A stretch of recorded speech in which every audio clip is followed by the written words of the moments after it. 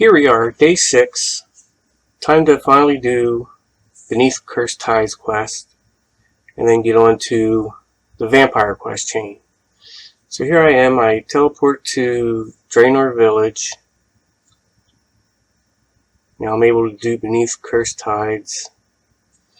So I just run south of Draenor Village to the Wizard's Tower, where I start the quest. So every time when I need to come back here, I'll just cut out the running from Draenor Village, because this is also where you do the monthly D&D of the Giant Oyster after completing this quest. Which, here's me starting the quest. And here's me at the end of the quest, finishing it.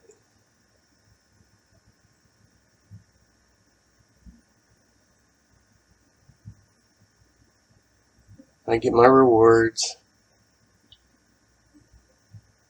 And then I teleport back to Draenor Village and run south again to the tower, so I can do the Giant Oyster D&D. Now if I was smart, I would have stopped at the bank and gotten my D&D token so I can do it a second time. But I completely forgot about it.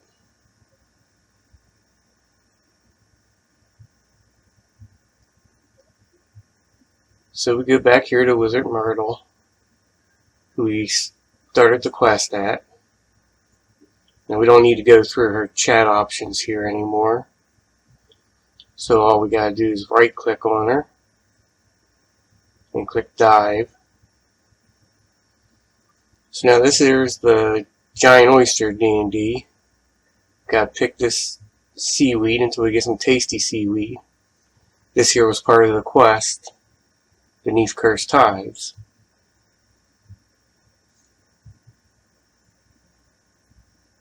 So once we get this tasty seaweed, we're going to go south here to a fishing spot and fish up a sea cucumber.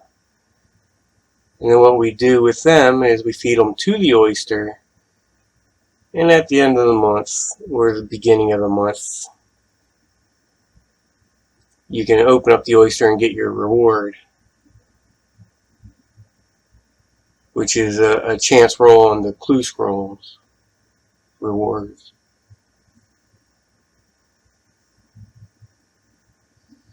Which I haven't even gotten into the clue scrolls yet. So there's the tasty seaweed. Now we go over here to the fishing spot. Do a little bit of fishing until we get the sea cucumber.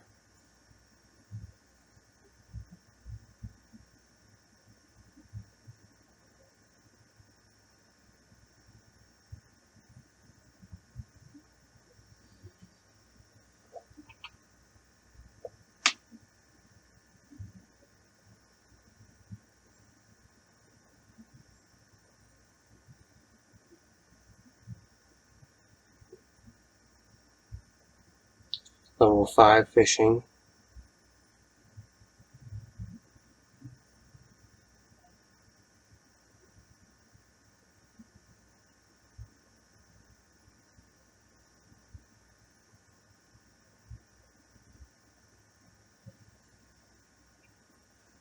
And there's the sea cucumber. So now we take them over here and feed them to the oyster. And then now I realize I didn't bring the tablet with me, so I teleport back to Draenor Village, grab my D&D monthly token from the bank, and then come back.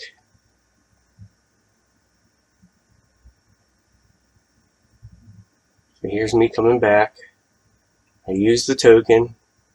There's the list of monthly D&Ds that can be reset.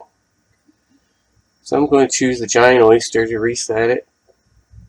Go grab my rewards. Nothing too good.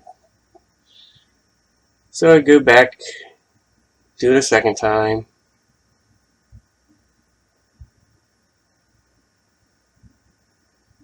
And then once I deposit the seaweed and sea cucumber, I just have to wait until the end of the month.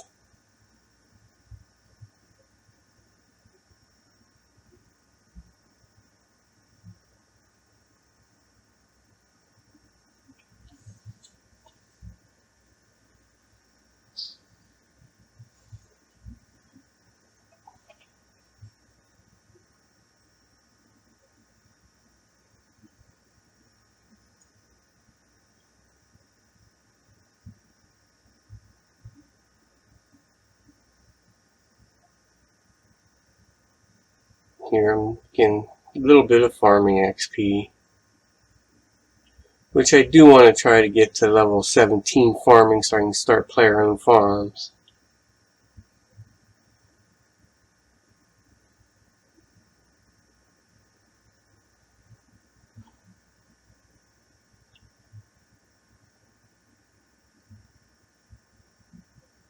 Now back to fishing.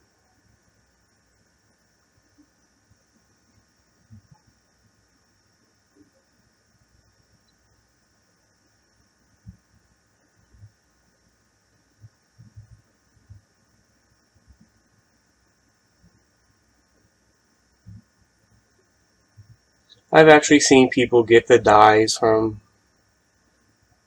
this oyster, which the shadow dye will give you max cash, which is 2 billion GP, which is insane.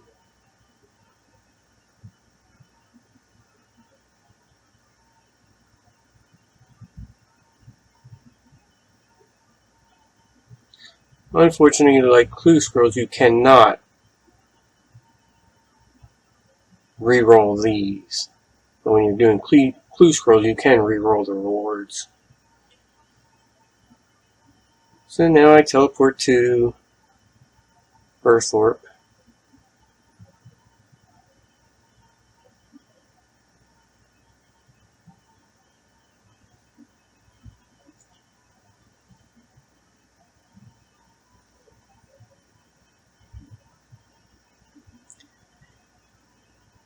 And I went and got the 17 farming, so now I can start player-owned farms here, which also required 20 construction, which I got. So we talked to Granny here. She wants us to go pick up her yak and bring it back to her.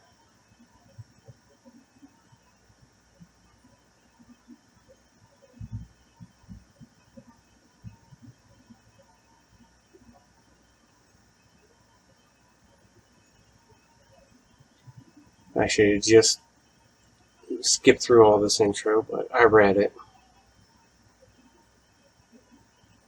So she's telling you to go out back and grab her pack yak, because it's time to sell him. So we can start rebuilding the farm. So after doing her tutorial, now I can start getting animals as drops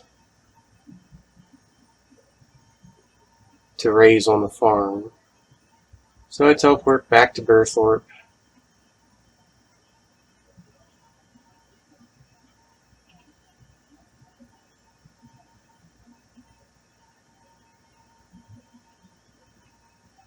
I bank everything and pull out my magic gear because I'm going to kill some rabbits so I can get some bunnies.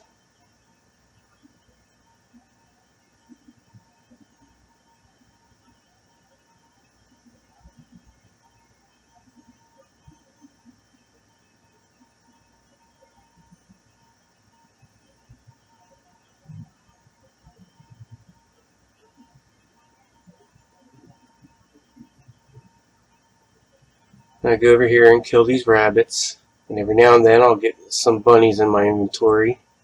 Those are used at the player-owned farm. You can raise them for farming XP, and then sell them off for beans to help you advance the farm.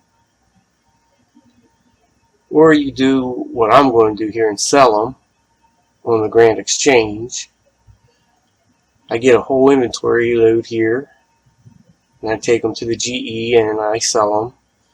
And that's how I get my rune armored weapons, which is my level 50 melee armor.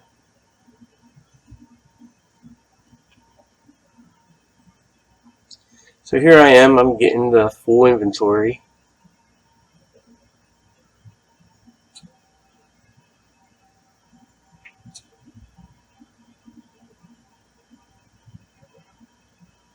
Here I just get the last two.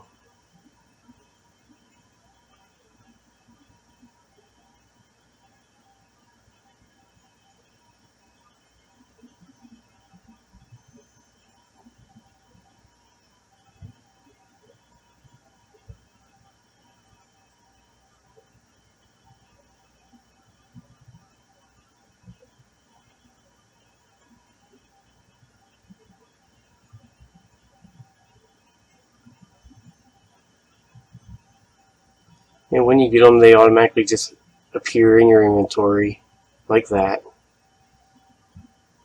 One more to go.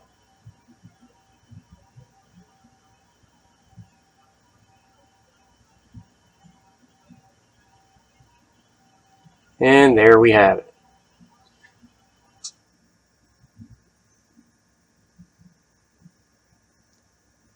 So now I teleport to the Grand Exchange and sell them, like I say.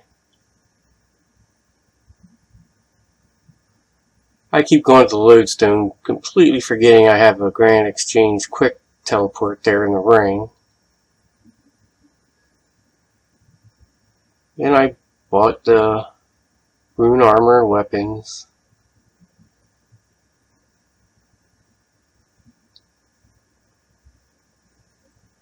Now here's where you set up your action bars. Clicked on that little icon up there to the left of the golden party hat.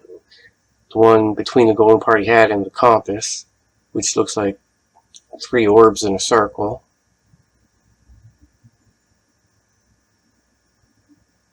And then you select which tab you want to train the style of. Make sure you're on the right number action bar. And the way I basically build these is I put my damage over time first two, and that second one, once it's inflicted, you get your target to move, it does more damage. So that's why my third one is the kick, to move the target so it does more damage.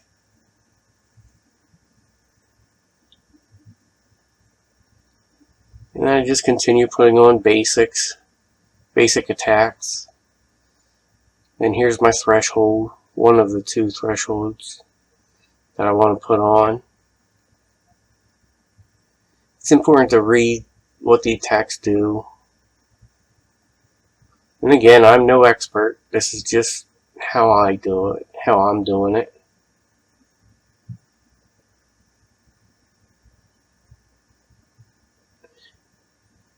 And here for a while I just go through and read what the effects are of certain attacks.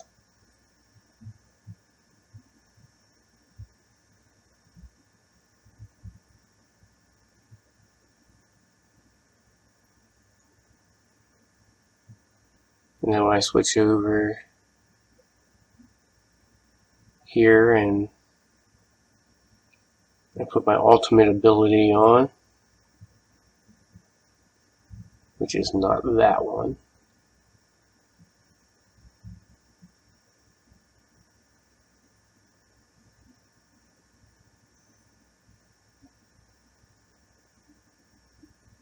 That's the one, that's the ultimate ability, requires 100% adrenaline. Then I switch over to defensives.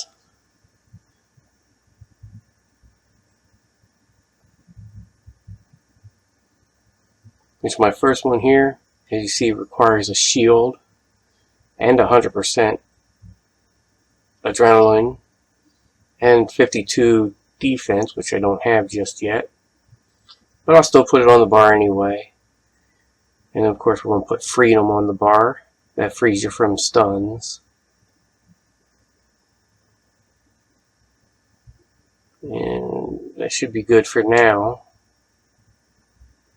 So we can unlock the other spells to put on.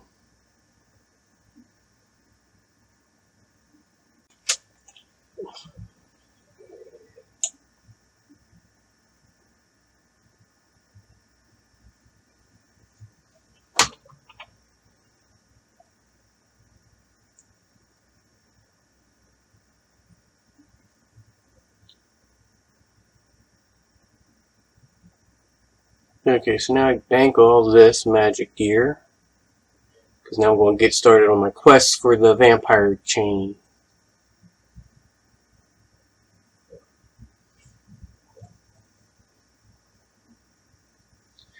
Which Beneath Cursed Ties, the one we just finished. The vampire chain, the ones for the marquee. Come down here. Darkness Hollow requires the marquee quest in Yade of, which requires In the Search of the Marquee. So we'll click on the In Search of the Marquee. That requires Nature Spirit quest. So Nature Spirit requires Restless Ghost and Priest in Peril. Check out the Restless Ghost quest. Has no requirements. So next we gotta check Priest in Peril. Find it, here it is. Also has no requirements, so that's where we're going to start.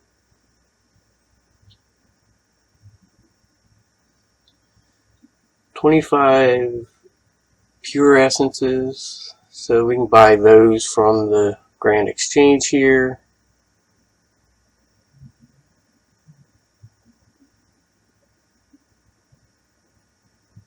And I think I have a bucket in my bank. I should.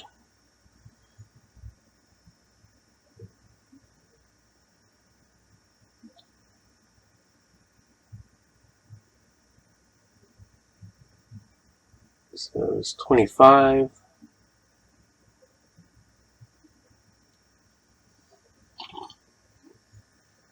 Now it said unnoted, so we gotta bank them and pull them back out as essences. And the other thing was a bucket. Yeah, bucket.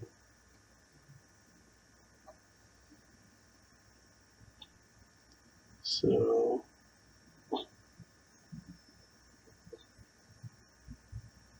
don't have any. Well, we can buy that from the Grand Exchange too.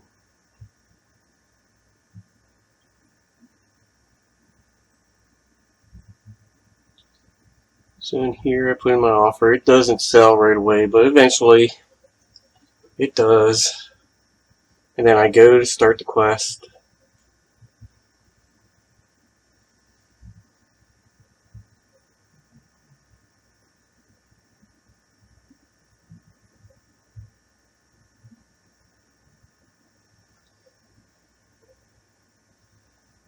And then here's me finishing the quest. Priest in Peril. And remembering that was the one requirement for the Canifis lodestone. So here I go. I'm going to go out, kill this ghoul that was protecting the barrier. And now I can go through the barrier over into Canifis.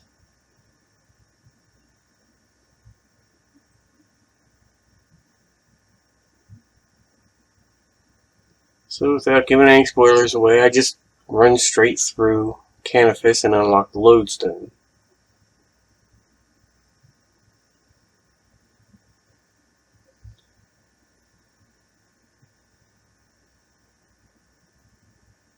Which again required the Priest in Peril quest, which I just finished, to even get to the Canifis. When I was unlocking them at the start of the game, it didn't say it needed anything.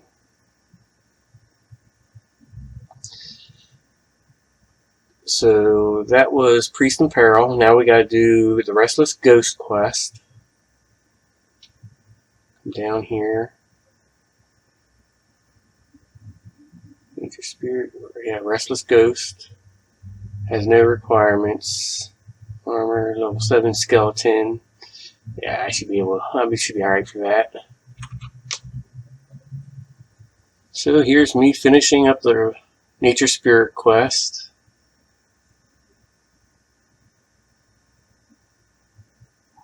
Boom. I got the Blessed Sickle.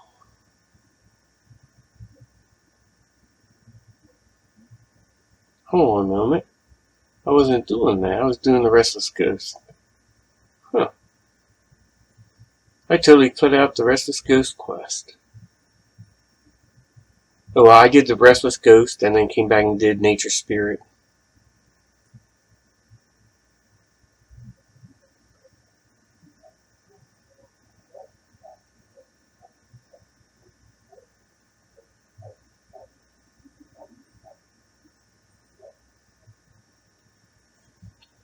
So now I can do In Search of the Marquee,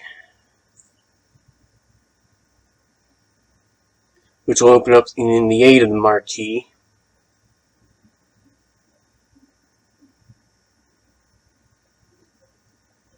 Which I'll finish this quest and call it a day. And then the next day I'll do In the Aid of the Marquee, which will be the start of temple trekking. And I'll show you the parts of it that pertain to temple trekking. Here's me finishing the quest and calling it a day.